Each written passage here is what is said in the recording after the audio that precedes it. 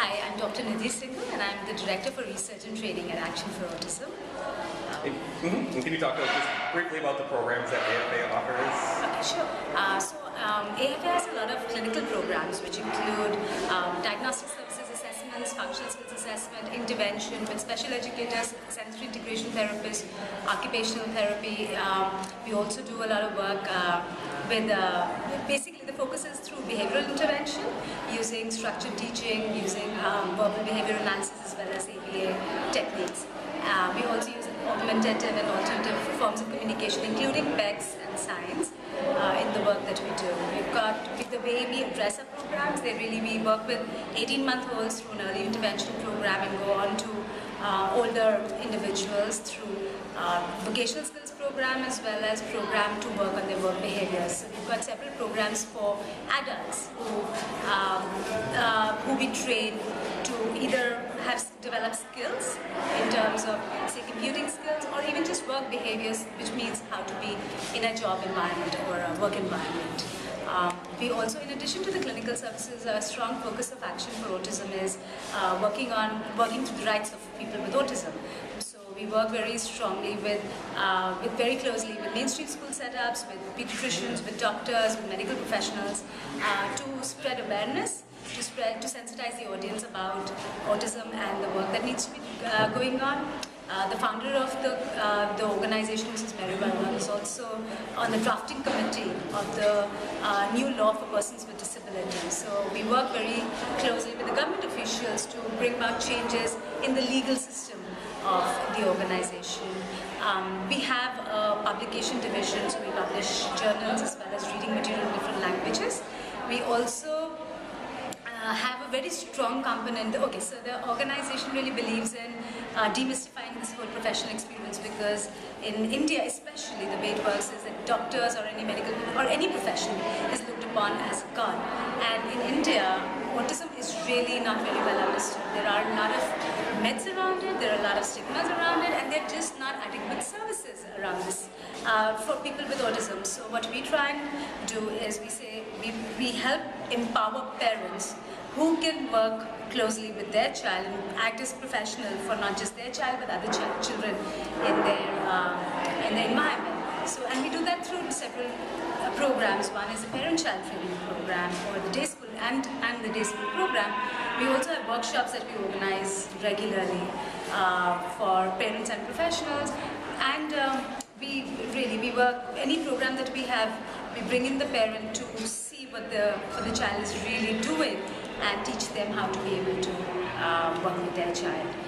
We facilitated several startup of several organizations within the country and actually other South Asian countries, including Nepal, Bangladesh, Pakistan, and several cities within India, where we've started, where we've helped parents start another program like a parent-child interaction program. So we do that, and we work very closely.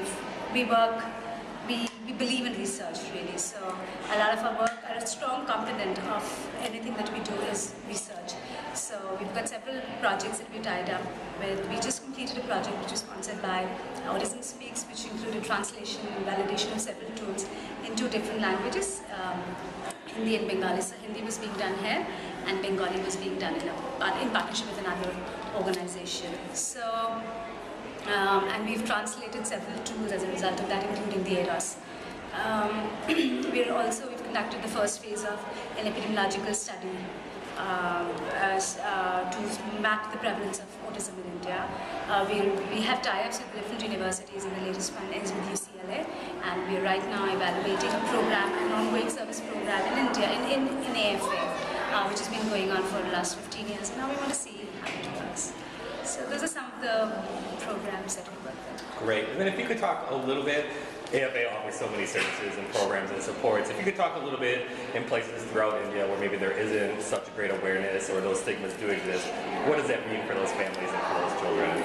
So, actually in India, AFA is probably one of the few organizations which focuses solely on autism and developmental disabilities, and it's really the way it works, even in metropolitan cities, is that Okay, when we talk about India, we're talking about a country with a population of 1 billion. If we go by the statistics, that means there are at least 10 million people in the country who have autism. And barring the ones which are in metropolitan cities and have some organization, maybe one organization in a city which focuses on autism, for most part, there really is nothing. So, and the situation is bad for people on the more severe end of the spectrum, but it's worse for people who are on the milder end of the spectrum, where they're not even recognized as somebody who needs some kind of help or some kind of intervention or even considered autistic. And it's more like, oh, you know, this one is just being really, he's just being villainous. More than anything else. So, and the thing is that because there are not enough organizations to provide services, there are only about 8 organizations across the country which are able to provide a training opportunity, which is recognized by the Government of India. There are only about 8 organizations across the country who train professionals to become special educators. Each one has about the capacity of about 25 as mandated by the government. So we can do the math and see how many people really are being trained in the country as professionals. And with that number, can we really reach anywhere to, you know, just to address the needs of people with autism and their families really? The situation, like I said, is bad in metropolitan cities like Delhi or Calcutta or Mumbai or Bangalore. But it's even worse as we go further away from the more metropolitan cities. So yeah, it really is. It's a tough one, and we need more. Really, we need. I mean, okay. So as somebody we've been in the profession for the last 10, 15. The organization's been around for 20 years, and any professional here that we've been training attending these programs. Have trained for at least 5 years or 10 years in the past, and yet we feel that right now also we haven't been able to cover the entire spectrum. So we haven't been able to cover the entire spectrum, which means that okay, we feel a little bit, we feel better equipped to work with the needs of some kids who can work with structure, but like we were discussing, as we discussed, we find out the ones who are on the more able end of the spectrum, we need far more help to be able to address this. We need more training to address the individuals who are adults now, because they are now being recognized more and more. Up until now, the country was really focusing on early detection. But now that that's somewhat in place, we know that the ones who are more on the able end of the spectrum are emerging. They're just popping up and really staring into our faces, and we have nothing to do for them. We really have very limited training for them.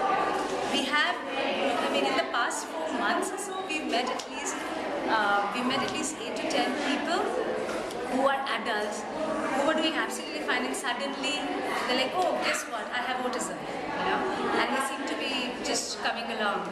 So we need more service. We need more training for us to be able to train the others and develop anything for people with autism who are adults, who are on the spectrum, across the spectrum.